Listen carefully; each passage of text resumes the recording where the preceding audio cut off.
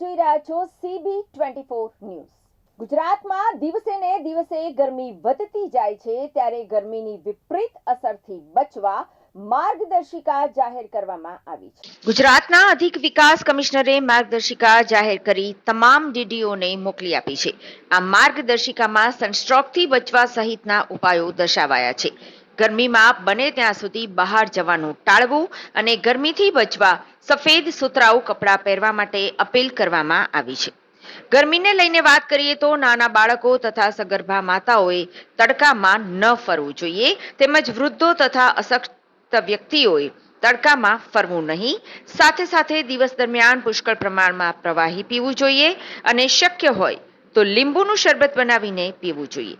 અવારનવાર ભીના કપડાથી શરીર લૂછવું તેમજ ગરમીની ઋતુમાં બને ત્યાં સુધી ભૂખ્યા ન રહેવું જોઈએ।